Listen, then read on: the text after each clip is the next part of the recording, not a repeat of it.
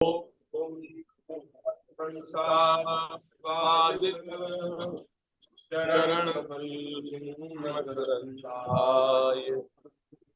भक्तजन मानस निवासाय राम वासुदेवाय हरे परमात्मे प्रणतक्लेशनाशाय गोविन्दाय नमः।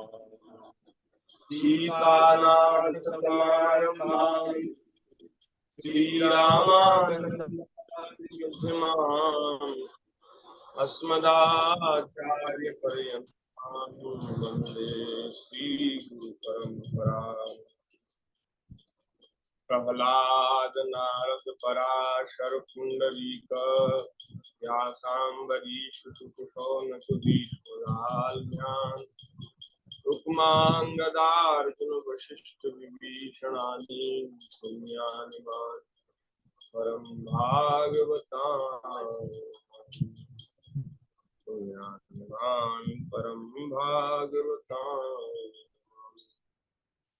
चारि जुगन में भक्त जे तिनके पद की धूरी सर्वसु सिरधरि राखियो मेरी जीवन मोरी। भक्त भक्ति भगवंत गुरु चतुर्नाम वपु एक, इनके पद वंदन के नाहि विघ्न गोविंद जय जय गोपाल जय राधारमण हरि गोविंद जय जय गोविंद जय जय गोपाल जय जय राधा हरि गोविंद जय जय गोविंद जय जय गोपाल जय जय श्री राधा रमण हरि गोविंद जय जय गोविंद जय गोपाल जय जय श्री राधा रमण हरि गोविंद जय गोविंद जय जय गोपाल जय जय गोविंद जय जय गोपाल जय जय गोविंद जय जय गोपाल जय जय गोविंद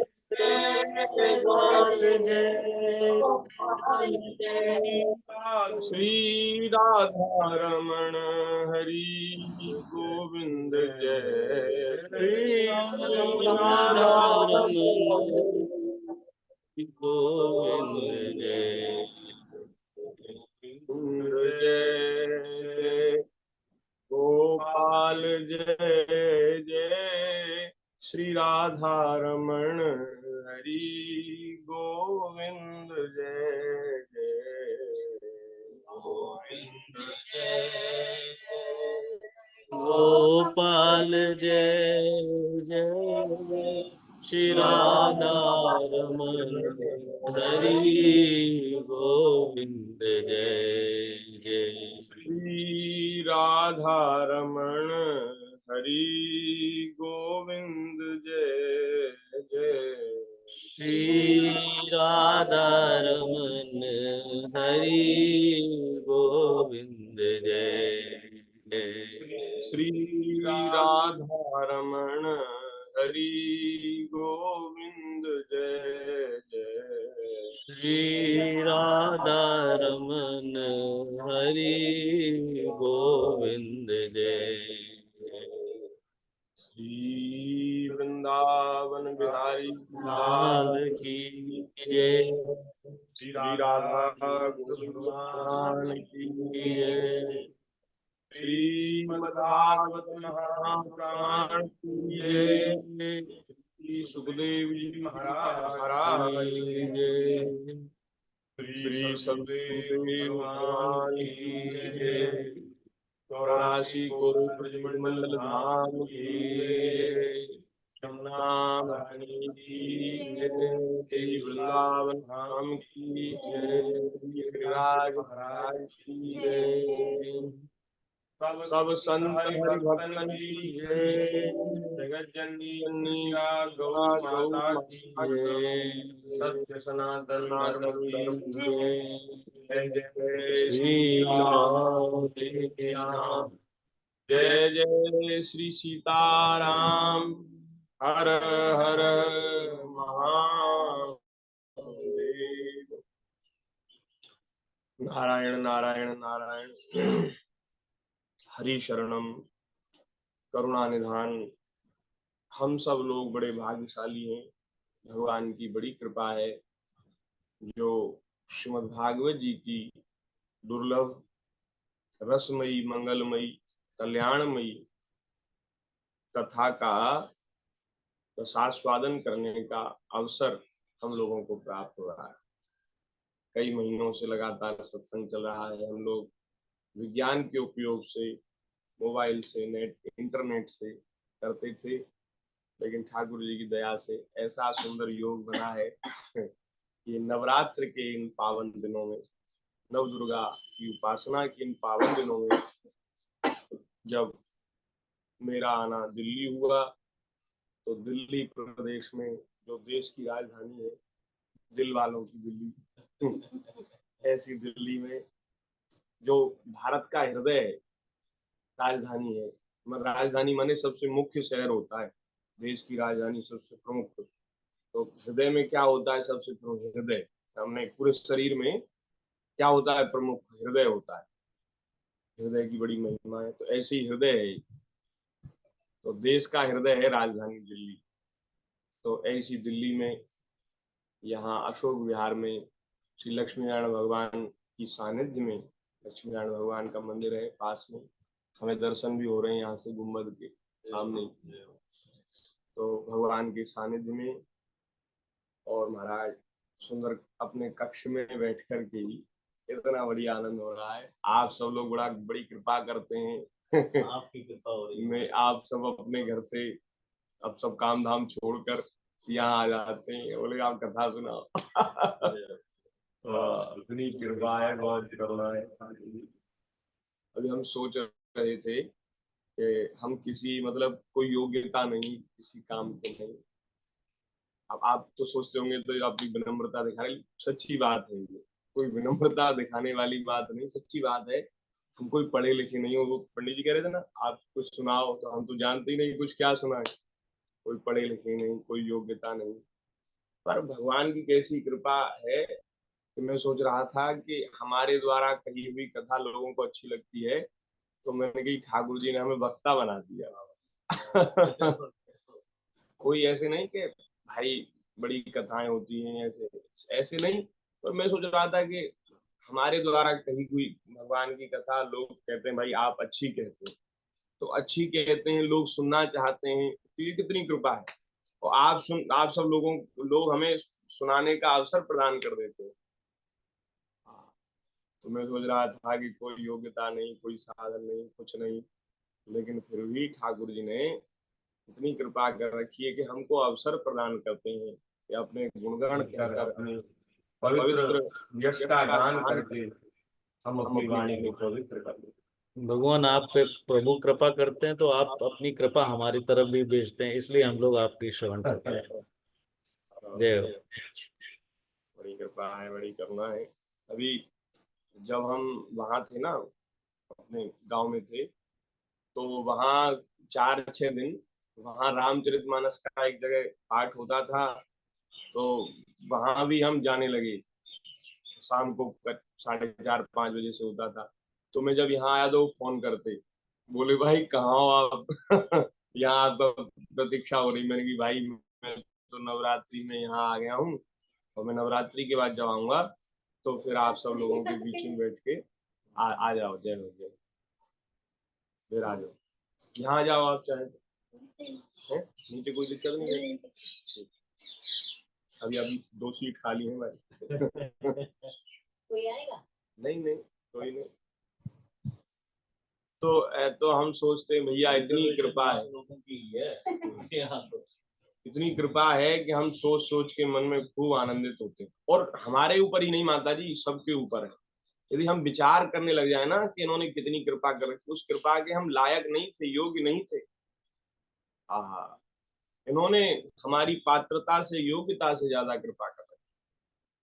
तो अब जब ऐसा भाव हृदय में आता है तो कृतज्ञता का भाव हृदय भर जाता है कि हे नाथ, आपकी कैसी कृपा है, करुणा। इसलिए हमको कहना पड़ता है कृपा करुणा के समुद्र है। ये कोई सुनी सुनाई बात नहीं, ये तो कहना पड़ता ही है।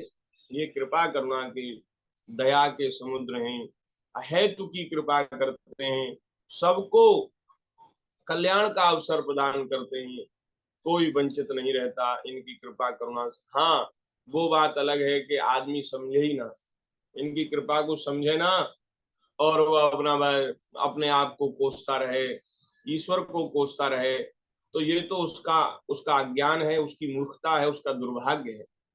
नहीं तो ठाकुर जी सबको बराबर कृपा कर रहे हैं सबके ऊपर, और सबको बराबर कल्याण का अवसर भी प्रदान कर रहे हैं। देखो, सबसे बड़ी कृपा है भगवान की कि भगवान हम लोगों को अपनी प्राप्ति का अवसर प्रदान कर दे। हम इस बात का खूब अनुभव करते हैं, खूब कहते हैं, सुनते हैं कि शरीर संसार भगवत प्राप्ति के लिए, मुख्य जो काम है वो भगवान की प्राप्ति। सब कर लिया लेकिन भजन नहीं किया, साधन नहीं किया, तो सब कुछ करना बेकार है, व्यर्थ, उसका कोई मूल्य नहीं। क्योंकि एक समय के बाद तो सब उपलब्धियां आपकी नष्ट होने वाली हैं। जब ये शरीर नष्ट हो जाएगा तो जितना आपने शरीर से किया वो सब भी नष्ट हो जाएगा, जो कुछ भी किया।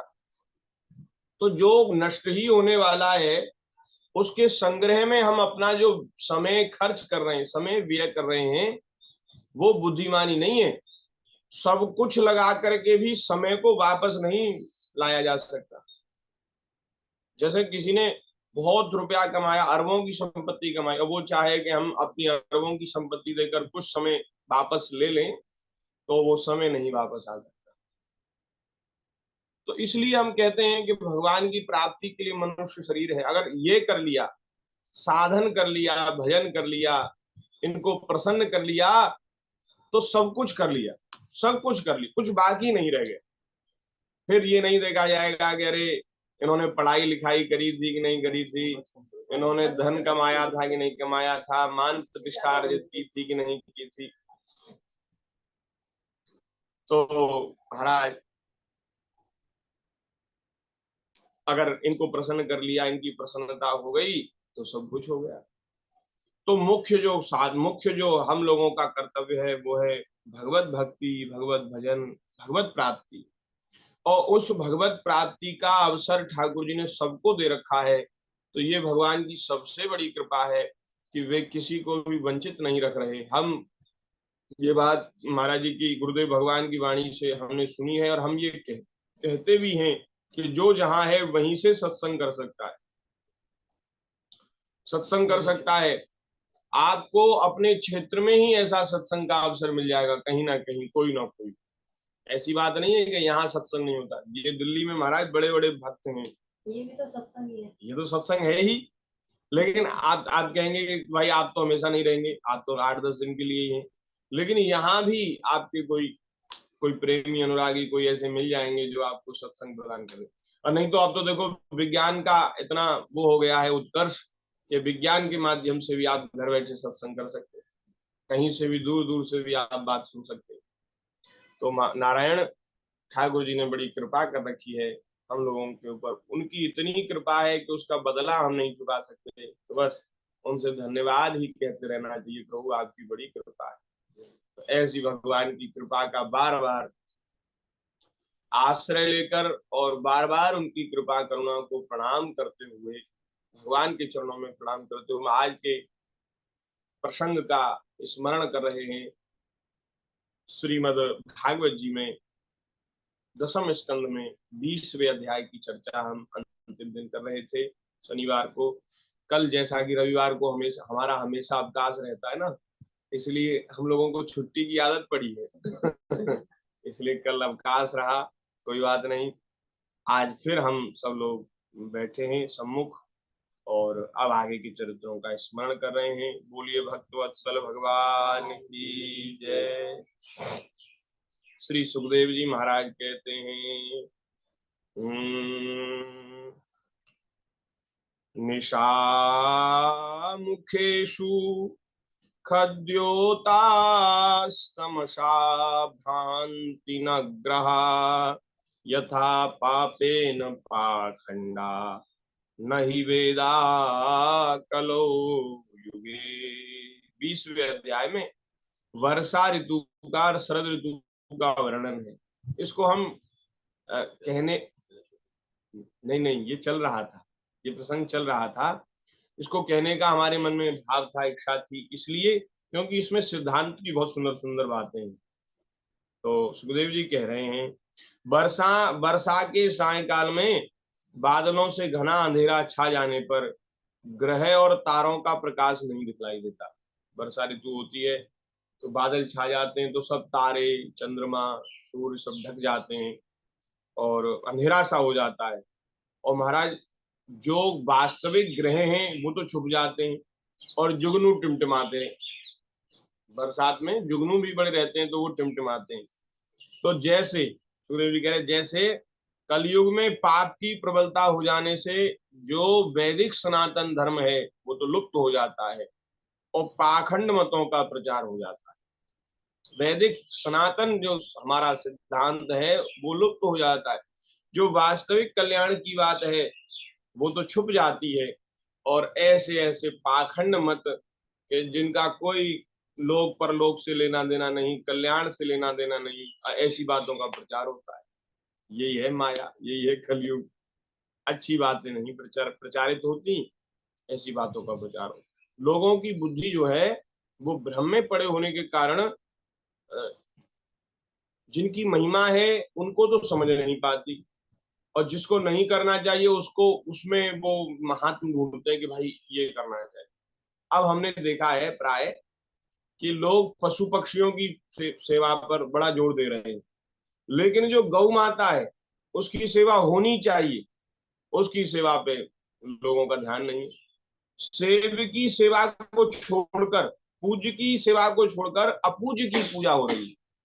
कुत्तों के ऊपर बड़ा लाड़ दुलार हो रहा है और गौ माता का तिरस्कार हो रहा है, असत्कार हो रहा है। ये है कलयुग, यही बात है। हम तो ऐसा सोच करके मन में थोड़ा ये कर लेते हैं कि क्या करें, कलयुग ही है। तो नारायण आगे कह रहे हैं, जो मेढक पहले चुपचाप सो रहे थे अब वे बादलों की गरज सुनकर, और जब बारिश होती है तो मेढकों को बड़ा आनंद आता है, वो खुशी के गीत गाते हैं। मैं गाऊं खुशी के गीत, तो खुशी के गीत गाते हैं और टर टर करने, उनकी ऐसी भाषा है तो वो करते हैं।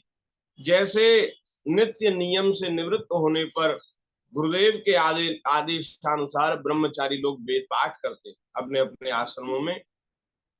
जो वेदों का स्वाध्याय कर रहे हैं वे ब्रह्मचारी जब वेद पाठ करते हैं जैसी गूंज होती है, ऐसी मेढक टर टर करते हैं तो ऐसी गूंज होती है। छोटी छोटी नदियां जो जेठ आषाढ़ में बिल्कुल सूख जाती हैं, बिल्कुल जल उनमें नाम मात्र का रह जाता है, अब जब बारिश होने लगती है तो वे महाराज उमड़ घुमड़ कर अपने घेरे से बाहर बहने लगती है। उनमें बाढ़ आ जाती है नदियों में।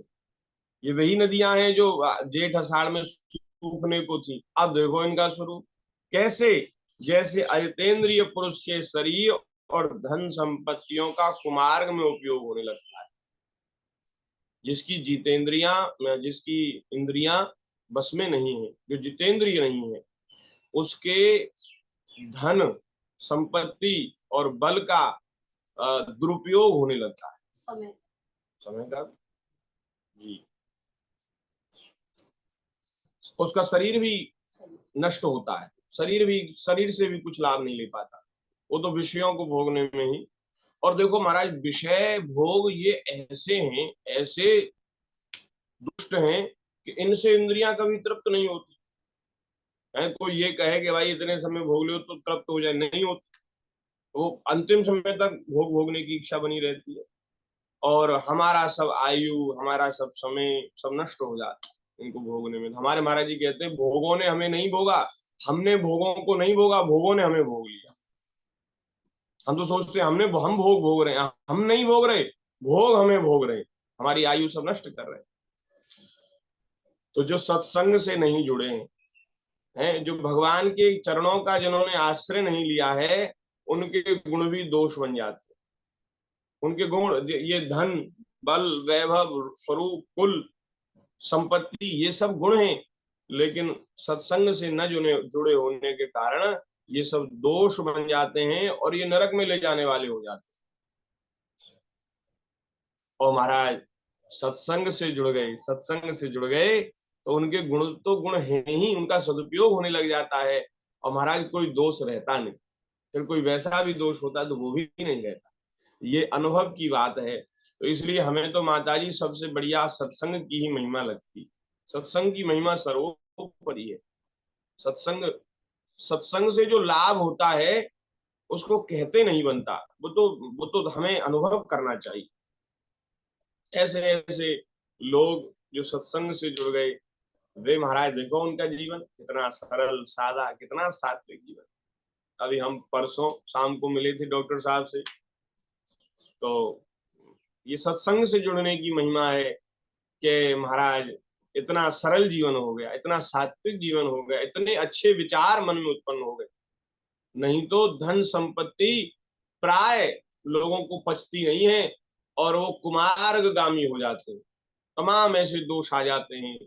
लेकिन भैया भगवान से जुड़ गए, संतों से जुड़ गए, तो फिर तो कल्याण हो जाता। फिर वो जो गुण हैं वो वास्तविक गुण बन जाते हैं और वे भगवान की प्रसन्नता के हेतु बन जाते हैं। ये बात है। पृथ्वी पर कहीं कहीं हरी हरी घास की हरियाली थी, तो कहीं कहीं वीर बहुटियों की लालिमा, और कहीं कहीं बरसाती छत्तों के कारण वह सफेद मालूम देती थी। इस प्रकार उसकी ऐसी शोभा हो रही थी मानो किसी राजा की रंग बिरंगी सेना हो। बारिश के समय बड़ी सुंदर हो जाती है पृथ्वी की शोभा, सब जगह घास उग जाती है, पेड़ पौधे भी महाराज नए से हो जाते हैं, क्योंकि इस समय में गर्मी में धूल मिट्टी सब जम जाती है पेड़ों के ऊपर, और जब बारिश होती है तो एकदम धूल मिट्टी हट जाती है और एकदम साफ हो जाते हैं पत्ते, बड़ा सुंदर दृश्य होता है। सब खेत अनाजों से भरे पूरे लहलहा रहे थे। उन्हें देखकर किसान तो मारे आनंद के फूले न समाते थे, परंतु सब कुछ प्रारब्ध के अधीन है, इस बात को न जानने वाले जो धनी हैं उनके चित्त में बड़ी जलन हो रही थी कि अब हम इन्हें अपने पंजे में कैसे रख सकेंगे। इनकी तो खूब फसल हो रही है, और जब फसल आएगी तो ये तो खूब इनके पास संपत्ति होगी, आनंद होगा, तो अब ये हमारे बस में कैसे रहेंगे। ये धनियों को इस बात की चिंता हो रही है। वे ये नहीं जानते कि सारा संसार प्रारब्ध के अधीन है, कोई किसी के अधीन नहीं है। जितना जिसका प्रारब्ध है उतना तो लोग एक दूसरे की अधीनता स्वीकार करते, नहीं तो आप सब स्वतंत्र रहना चाहते हैं, तो उतने ही समय तक। लेकिन धनी मानी जो लोग होते हैं ना, वे जो गरीबों को दबा कर रखना चाहते हैं, ये हमारी बात माने, हमारी आज्ञा माने, इसको कुछ जरूरत हो तो हमसे कहे, हमारी उसमें रहे। तो ऐसा जो भाव है ये उन्हीं के हृदय में आता है जो इस संसार को प्रारब्ध के दैव के अधीन नहीं मानते। सारा संसार भगवान के अधीन है, जैसा भगवान चाहते वैसा होता है। नए बरसाती जल के सेवन से सभी जलचर और थलचर प्राणियों की सुंदरता बढ़ गई थी। जैसे भगवान की सेवा करने से बाहर और भीतर दोनों ही रूप सुघड़ हो जाते। वाह बाहर भी सुंदरता आ जाती है और भीतर तो मन पवित्र हो ही जाता है। ऐसा हमने देखा है, जो भजन करने लगते हैं ना, वो महाराज उनका स्वरूप बड़ा सुंदर हो जाता है। तो सुंदर तिलक लगाकर कंठी बनकर आप उनको देखो, हमारे वृंदावन में इस्कॉन वालों को देखो, क्या बढ़िया लगते हैं वो तो। अरे पता नहीं, ये जो विदेशी हैं उनका तो अलग ही रहता है, तो ऐसा लगता है आकाश से उतर के आए कोई स्वर्ग से उतर के आई हैं अप्सराएं। लेकिन हमारे यहाँ के भी आप देखो, गौड़िये जो होते हैं ना, गौड़िये वैष्णव, वो प्राय सांवले रंग के होते हैं। गौड़िये बंगाली, वो भी तिलक लगाकर, कंठी पहनकर और माला झोली लेकर बड़े सुंदर लगते हैं। नाक नक्शा से नहीं सुंदरता, भीतर जब प्रभु विराजते हैं तो वो बाहर झलकती है। तो नाक नक्शा चाहे कैसा भी हो, रंग चाहे कैसा भी हो, जब ठाकुर जी भीतर बैठ जाते हैं ना, तो फिर अपने आप ही अलग स्वरूप हो जाता है। हाँ, शोभा आ जाती, एकदम चमक आ जाती। तो ये बात तो महाराज सुखदेव जी कह रहे हैं, हम क्या कहें, सुखदेव जी कह रहे हैं कि बाहर भीतर दोनों ही रूप सुघड़ हो जाते हैं, भीतर हृदय भी एकदम पवित्र हो जाता है, एकदम सुंदर हो जाता है और कामना रहित हो जाता है। और बाहर तो महाराज, बाहर की सुंदरता उतनी उतनी आवश्यक नहीं है जितनी भीतर की पवित्रता है। भीतर सौंदर्य हो, भीतर पवित्रता हो, हृदय साफ स्वच्छ हो, तो बाहर तो भले ही ऐसा भी चल जाएगा, कोई दिक्कत नहीं। हमारे वृंदावन में तो माताजी बड़े भजनानंदी संत वैष्णव अपने को छुपाते हैं और वो पागल का सा भेष बना लेते, फटाफटा कोई कपड़ा पहन लिया, धूल में लोटे हैं। ऐसा हमारे महाराज जी सुनाते हैं कि एक ऋषि थे, 8 जगह से टेढ़े थे। तो बाहरी स्वरूप का कोई, बाहरी स्वरूप को तो छुपाया जाता है कि हमें कोई जाने ना पहचाने। हमारे महाराज जी सुनाते हैं कि एक हमारे मलुक पीठ आश्रम के बाहर ही एक पागल सा कोई नया लड़का, ऐसे कोई 25-30 साल का कोई लड़का महाराज रहता था। और वो बाद में पता चला कि ब्राह्मण शरीर पवित्र और बड़ा पढ़ा लिखे, MA BA अंग्रेजी में उसने कर रखा था, पढ़ा लिखा था, और वो सब कुछ छोड़ छाड़ कर भगवान के भजन में लीन था। और रूखा सूखा जो मिल गया कहीं से खा लिया और ऐसे ही पड़े धूल मिट्टी में। तो उससे महाराज जी ने पूछा, भाई ऐसे क्यों रहते हो? तो उसने बताया नहीं, फिर बाद में बताया आगे, बोले महाराज जी हमें कोई जान ना पावे, इसलिए हम ऐसे रहते हैं, हमसे कोई कुछ ना कहे। मैं नहीं देखूं और मोह ही न देखे, और मैं नित देखो ही करूं, तुम दोउन सब ठो।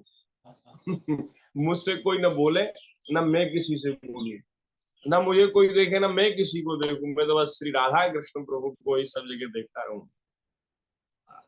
श्री राधा गोविंद नाम को करूं मधुर उच्चार, ऊंचे स्वर ते मधुर मृदु बहे दृगन रसधार।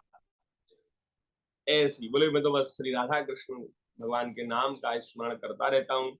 तो महाराज जी कहते हैं हमें भी उसको कोई पहचान नहीं थी, लेकिन ऐसा हुआ कि मीरा जी का चरित्र हो रहा था वृंदावन में ही। मीरा चरित्र की कथा हो रही थी सुदामा कुटी में। तो जब हम कथा कहते थे तो वो अपने वहीं जहां पड़ा रहता था पेड़ के नीचे, वहां सुनता था।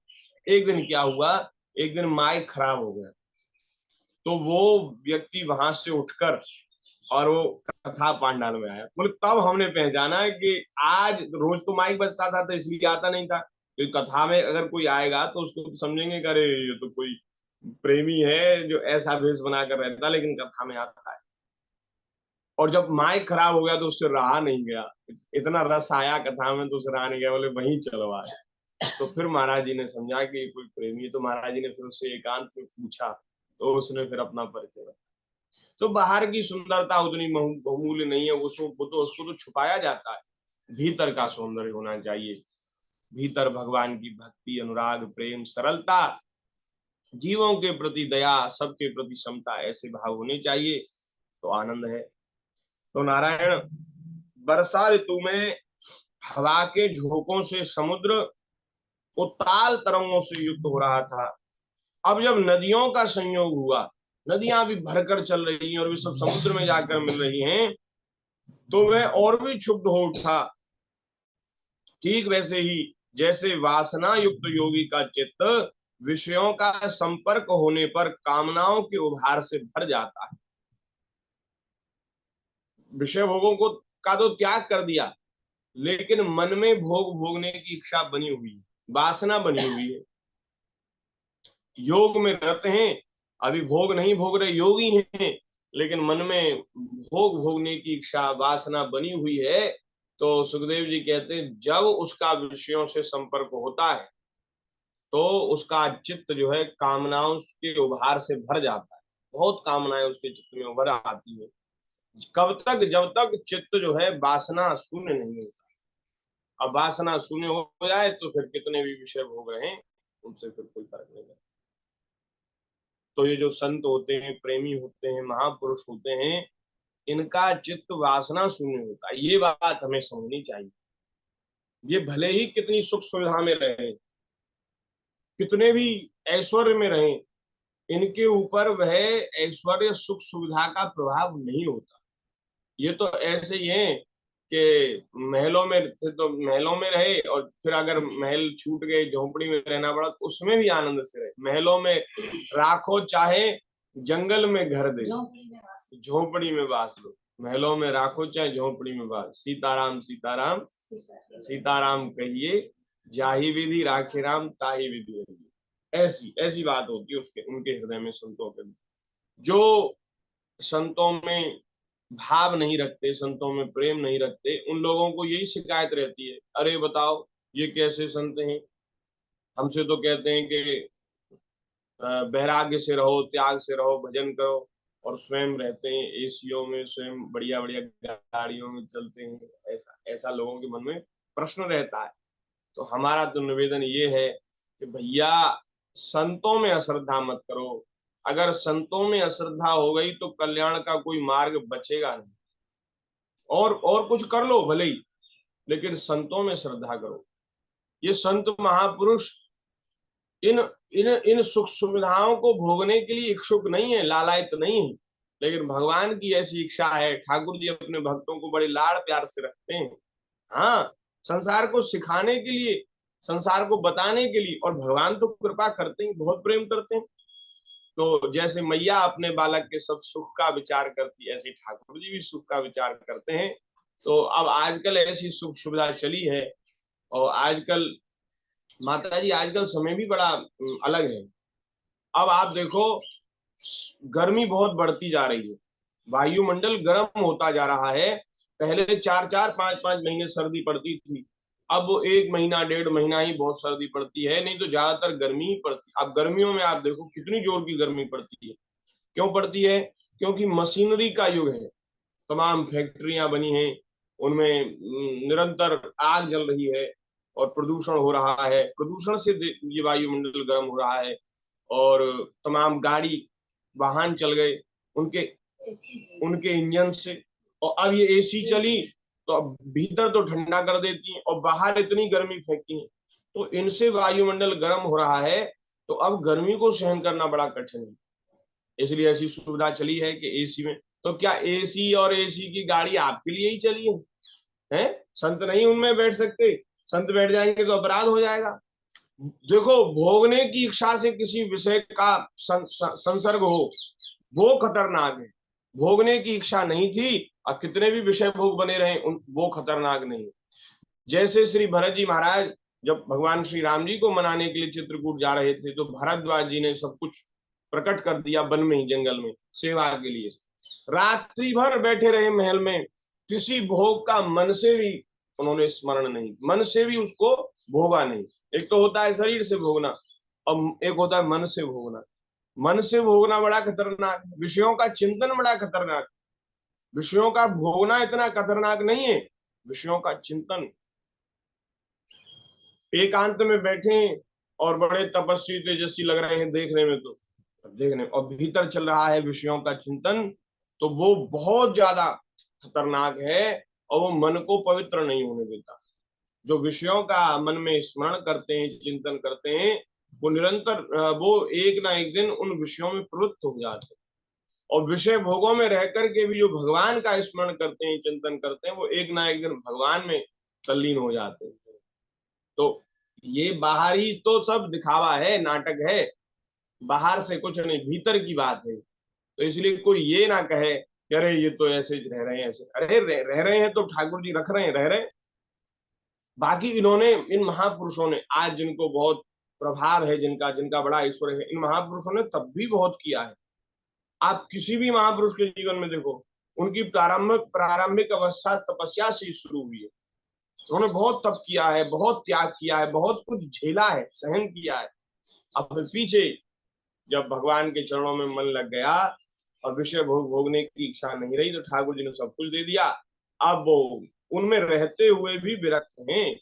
उनका उनका सानिध्य, उनके सानिध्य से वे भोग भी महाराज, वे भोग भी अपना सौभाग्य मना रहे हैं। बोले महाराज आपने हमें स्वीकार कर लिया, हमारी बड़ी कृपा है। माया का त्याग कर दो ना, तो माया फिर चरणों की सेवा करने लग जाती, और माया के पीछे पड़ो तो माया फिर नचाती है नाच। माया फिर स्वामिनी की तरह नचाती है नाच। वो माया आपकी स्वामिनी बन जाएगी और आप उसके सेवक बन जाएंगे, वो नाच नचाएगी। और जब माया का त्याग कर दो, मायापति का भजन करने लगो, तो माया फिर पीछे लग जाएगी। बोले महाराज हमें स्वीकार करो, हमारी कुछ सेवा लो। माया चेरी हो जाती है। तो ये बात है भैया, हृदय में जो है चित्त जो है वो वासना शून्य होना चाहिए। बाहर से आप चाहे संसार में चाहो रहो, चाहे वैराग्य में रहो, विरक्त होके वन में रहो, तो उसका मोल नहीं है। मोल है आपके हृदय का। आपका मन कहाँ बसता है? मन जहाँ है वहीं उसका वास है। जंगल में रह करके भी महलों का चिंतन हो रहा है, तो वो भी जंगल में रहना श्रेयस्कर नहीं है। और यदि महल में रहकर यदि मन में वैराग्य है, त्याग की भावना है, तो वो भी बहुत अच्छा है। तो ये महापुरुष ऐसे ही हैं, महलों में तो रहते हैं, लेकिन इनके हृदय में तो दूसरी ही बात चलती है। प्रिया प्रियतम नित्य लीला करते रहते हैं इनके हृदय। लेकिन जिनको समझना ही नहीं है, जिनको निंदा ही करनी है, उनको तो आप लाख समझा लो तो भी, पर हमारा उसमें कोई घाटा नहीं। आप कोई नहीं समझेगा तो उसका घाटा है, हमारा क्या घाटा। हमारा तो भाई यही निवेदन है, हमारे हृदय में तो यही बात रहती है कि जैसे वासना युक्त योगी का चित्त विषयों का संपर्क होने पर कामनाओं के उभार से भर जाता है। भोग तो त्याग दिए, योगी हो गए, लेकिन मन में वासना बनी हुई है, तो जब विषय मिलेंगे तभी पतन हो जाएगा, तभी आदमी गिर जाएगा। और यदि वासना कामना नहीं है, तो फिर तो कहीं भी रहो आनंद ही आनंद। तो बस नारायण, अब आगे हम स्मरण कर रहे हैं। ये जो अध्याय है हमने इसीलिए उठाया है कि इसमें कुछ सिद्धांत की बातों का स्मरण किया जा सके। नहीं तो ठाकुर जी की कथा तो चल ही रही है। कल हमने प्रलंबासुर के उद्धार की चर्चा करी थी, और प्रलंबासुर के उद्धार के बाद 20वें अध्याय में तो जो मार्ग कभी साफ नहीं किए जाते थे वे घास से ढक गए और उनको पहचानना कठिन हो गया। जैसे अब द्विजाति वेदों का अभ्यास नहीं करते, तब काल क्रम से वे उन्हें भूल जाते। हम लोगों के लिए कहा गया कि भाई शास्त्र सुचिंतित पुनः पुनः देखिए। जो खूब अच्छी तरह से पढ़ा हुआ जो ज्ञान है, जो पढ़ी हुई विद्या है, उसको भी दोहराते रहो, नहीं तो भूल काल क्रम से वो विस्मृति हो जाती, वेदों का विस्मरण हो जाता है। ब्रह्मचारी पढ़ के आए गुरुकुल में, वहां तो खूब अच्छा अभ्यास था, अब महाराज सब कंठस्थ थे, श्लोक सब मंत्र कंठस्थ थे, लेकिन वो कुछ दिन उन्होंने किया नहीं अभ्यास, महीना 2 महीना 4 महीना, तो भूल जाते। विद्या जो है, शास्त्र की विद्या, वो फेरने की है, अभ्यास करते रहना चाहिए। यद्यपि बादल बड़े लोकोपकारी हैं, फिर भी बिजलियां उनमें स्थिर नहीं रहती। ठीक वैसे ही जैसे चपल अनुराग वाली कामनी स्त्रियां गुणी पुरुषों के पास भी स्थिर भाव से नहीं रहती। पति खूब गुणवान है, खूब श्रेष्ठ है, अच्छे विचार वाला है, लेकिन जिनका स्वभाव ही चंचल है, ऐसी जो माताएं हैं, जो बहनें हैं, वो अपने पति में अनुराग न करके पर पुरुष का चिंतन करती। ये बात आई। आकाश मेघों के गर्जन तर्जन से भर रहा था, उसमें निर्गुण इंद्रधनुष की वैसी ही शोभा हुई जैसी सत्वरज आदि गुणों के क्षोभ से होने वाले विश्व के बखेड़े में निर्गुण ब्रह्म की।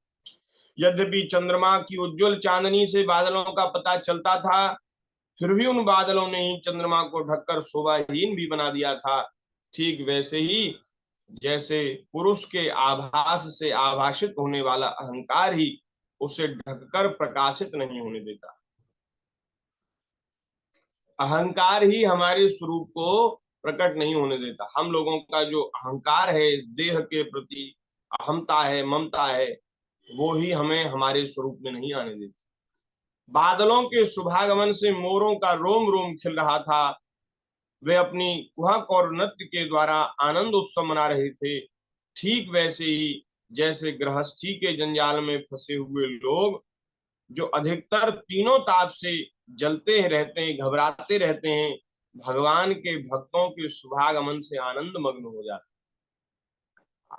क्या बात, क्या बात, अद्भुत। हम लोग घर गृहस्थी के चक्कर में पड़े हुए हैं और तमाम तरह के प्रपंच उनसे घिरे रहते हैं। हमारा जीवन ऐसा ही है, प्रपंचों से घिरा हुआ। बोले ये करना है, ये करना है, यहाँ जाना है, वहां जाना है, ये काम बाकी है, ऐसा हो जाएगा, फिर ऐसा करेंगे, फिर ऐसा हो जाएगा, फिर वैसा करेंगे।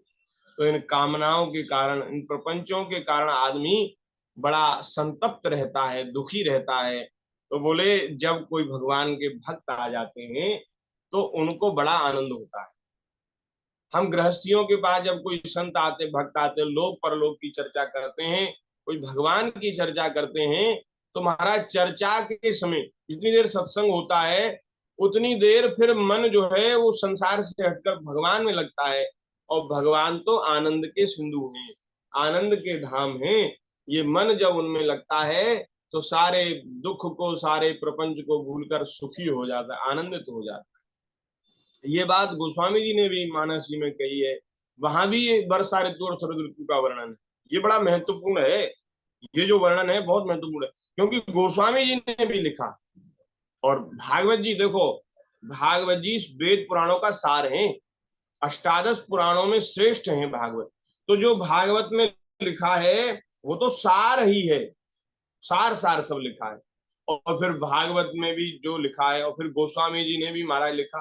गोस्वामी जी ने भी 6 शास्त्र सब वेदन को रस, सब वेदों पुराणों का रस लिख दिया। तो गोस्वामी जी ने भी लिखा। तो जो दो महत्वपूर्ण ग्रंथ हैं उनमें जो चर्चा आई है वो महत्वपूर्ण है। तो इसलिए हमारे मन में था कि इसको कहा जाए। तो जैसे हम लोग घर गृहस्थी के जंजाल में फंसे हुए लोग, जो तीनों तापों से जलते घबराते रहते हैं, भगवान के भक्तों के शुभागमन से आनंद हो जाते हैं। जैसे बादलों के शुभागमन से मोरों का रोम रोम खिल उठता है। मोर हैं, पपिया हैं, वे बड़े आनंदित हो जाते हैं। वे नृत्य के द्वारा आनंदोत्सव मना रहे हैं। जो वृक्ष जेठ आषाढ़ में सूख गए थे, वे अब अपनी जड़ों से जल पीकर पत्ते, फूल तथा डालियों से खूब सज धज गई। पहले सूख गए थे गर्मी में, लेकिन अब उसमें नए नए कपोल आ गए, नए नए पत्ते आ गए और फल आ गए। जैसे सकाम भाव से तपस्या करने वाले पहले तो दुर्बल हो जाते, लेकिन जब कामना की पूर्ति होती है तो खूब हृष्ट पुष्ट हो जाते हैं, नियम का त्याग कर देते, फिर खूब आनंद करते हैं। इस प्रकार से परीक्षित, तालाबों के तट कांटे, कीचड़ और जल के भाव के कारण प्राय अशांत ही रहते हैं तालाबों के तट, परंतु सारस एक क्षण के लिए भी उन्हें नहीं छोड़ते थे। जैसे अशुद्ध हृदय वाले विषयी पुरुष काम धंधों के झंझट से कभी छुटकारा नहीं पाते, फिर भी घरों में ही पड़े रहते। काम धंधों में झंझट है बहुत, लेकिन फिर भी निकलना नहीं चाहते, वहां से जाना नहीं चाहते। एक हम संत कथा सुनाते, बोले महाराज एक बड़ा बूढ़ा आदमी और उसके घर में झगड़ा हो गया, तो उसकी पत्नी ने कुछ उसको उल्टा सुल्टा कह दिया, बेटे ने भी कह दिया, और वो बड़ा दुखी हो गया। बोले अरे बताओ, इनके बीच में रहते हैं, इनके लिए तो हम मरे जा रहे हैं, स्त्री पुत्र के लिए, और ये तो बिल्कुल हमारा आदर नहीं करते। बड़े बूढ़ों की बड़ी दुर्दशा होती है घर में। तो वो अपने घर के दरवाजे पे बैठ के रो रहा था। तो एक महात्मा आए भिक्षा करने, मांगने भिक्षा। बोले भिक्षाम देही। तो बोले वो रो रहा था। तो उसको रोते देख करके महात्मा बोले भैया क्यों रोते हो? तो उसने कहा, बोले बाबा जी क्या बताऊं मैं, ये लोग बड़ा महाराज हमारा असत्कार करते, अनादर करते। तो बोले रोते क्यों हो फिर, इतना बढ़िया भगवान ने अवसर दिया है, ले कमंडल, चलो हमारे साथ भिक्षा मांगने, भजन करेंगे। तो वो बोला अरे बाबा जी हम क्या गरीब हैं, कोई दरिद्र हैं जो भीख मांग के खाएंगे? हमारे क्या नहीं है, हमारे दुकान नहीं, मकान नहीं, हमारी पत्नी नहीं, हमारे बच्चे नहीं, सब है। तो बोले फिर रोते क्यों? बोले रोते हैं तो ये हमें मारते हैं, हमसे बुरा कहते हैं, तो भी हैं तो अपने ही, कैसे त्यागे इनको? बोले त्यागा नहीं जाता महाराज, भले ही हमें मारे पीटे, हमसे कुछ भी कहें, लेकिन हम छोड़ नहीं सकते। ये बात है। संसार में खूब दुखी है, खूब परेशान है, लेकिन छोड़ नहीं सकते। क्यों? क्योंकि भगवान का आश्रय नहीं है। भगवान का आश्रय हो तो बल मिलता है कि जहां भी रहेंगे ठाकुर जी की दया से गुजारा तो होगा ही। भगवान ने कोई कमी थोड़ी कर रखी है, सबका गुजारा करते हैं, हमारा भी गुजारा करेंगे। तो अब तो भजन करना है, सब बेकार है संसार। लेकिन ऐसा भाव कहाँ आता है? काम धंधों की झंझट बनी है, लेकिन फिर भी छोड़ते नहीं, घर में ही पड़े रहते हैं। वर्षा ऋतु में इंद्र की प्रेरणा से मूसलधार वर्षा होती है। इससे नदियों के बांध और खेतों की मेड़ें टूट फूट जाती हैं। जैसे कलयुग में पाखंडियों के तरह तरह के मिथ्या मतवादों से वैदिक मार्ग की मर्यादा ढीली पड़ जाती है। वायु की प्रेरणा से घने बादल प्राणियों के लिए अमृतमय जल की वर्षा करने लगते हैं। जैसे ब्राह्मणों की प्रेरणा से धनी लोग समय समय पर दान के द्वारा प्रजा की अभिलाषाएं पूर्ण करते हैं। ब्राह्मण जो हैं वो खूब दान की महिमा बताते हैं, तो लोगों के मन में आती है कि भाई दान करना चाहिए। तो फिर जिनको आवश्यकता है उसकी उसकी अभिलाषा पूर्ण हो जाती है। इस प्रकार से वर्षा ऋतु में वृंदावन इसी प्रकार शोभायमान और पके हुए खजूर तथा जामुनों से भर रहा था। उसी वन में विहार करने के लिए श्याम और बलराम ने ग्वाल वाल और गौओं के साथ प्रवेश किया। वृंदावन की शोभा अद्भुत हो गई। वैसे तो वृंदावन की शोभा हर समय अद्भुत है, आनंद देने वाली है, लेकिन वर्षा ऋतु में जब सब जगह शोभा बढ़ जाती है तो उस समय आप सोचिए वृंदावन की शोभा कैसी हो गई होगी। तो ऐसे वृंदावन में ठाकुर जी ने बलराम जी के साथ, अपने ग्वाल वालों के साथ और गौओं के साथ प्रवेश किया। गौएं अपने थनों के भारी भार के कारण बहुत ही धीरे धीरे चल रही थीं। जब भगवान श्री कृष्ण उनका नाम लेकर पुकारते तो वे प्रेम परवश होने के कारण जल्दी जल्दी दौड़ने लगती। उस समय उनके थनों से दूध की धारा गिरती जाती थी। भगवान ने देखा कि वनवासी भील और भीलनियां आनंद मग्न हैं। वृक्षों की पंक्तियां मधु धारा उड़ेल रही हैं। पर्वतों से झरझर करते हुए झरने बह रहे हैं। ये वृंदावन की शोभा है। पर्वत हैं, गिरिराज जी हैं, ब्रह्मांचल हैं और शंकर जी हैं, तो वो उनसे महाराज झरने बह रहे हैं। और इधर आप चले जाओ ब्रज में, भरतपुर में जो क्षेत्र पड़ता है ना, ब्रज भरतपुर राजस्थान में डीग के पास, वहां बड़े बड़े पर्वत हैं, ऊंचे ऊंचे पर्वत, उनमें झरने हैं, आज भी झरने हैं उनमें, उनमें छोटे छोटे कुंड बने हैं। ब्रज में महाराज कैसे अद्भुत अद्भुत लीलाएं हैं। तो यहाँ महाराज झरने बह रहे हैं। उनकी आवाज बड़ी सुरीली जान पड़ती है और साथ ही वर्षा होने पर छिपने के लिए बहुत सी गुफाएं भी हैं। हमारे ब्रज की शोभा बड़ी अद्भुत है, लेकिन लोगों को तो वृंदावन ही मालूम है। वृंदावन जाएंगे, भीड़ भड़क्का में फंसेंगे, जाम में फंस जाएंगे और फिर बिहारी जी जाते जाते एकदम थक कर चूर बिहारी जी का दर्शन कर लिया, अब उनकी हिम्मत नहीं होती कहीं जा सके। बोले महाराज अब तो चलो। अब फिर लोग कहते बोले महाराज हम तो कहाँ जाए, इतनी भीड़ रहती है। अरे भाई भीड़ में तो तुम जाके फंसते हो, जाओ बरसाना जाओ, नंदगांव जाओ, बरसाने में भीड़ रहने लगी है।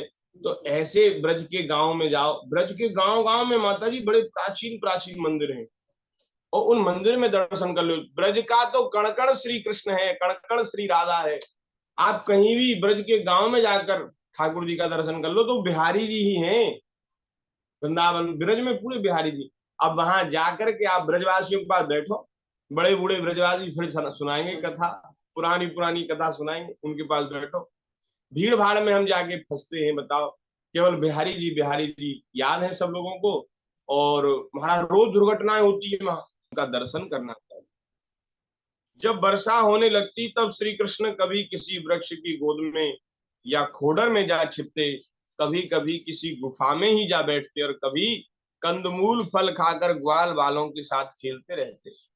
कभी जल के पास ही किसी चट्टान पर बैठ जाते और बलराम जी तथा ग्वाल वालों के साथ मिलकर घर से लाया हुआ दही भात दाल साग भोजन उनके साथ करते, ग्वाल वालों के साथ। वर्षा ऋतु में बैल बछड़े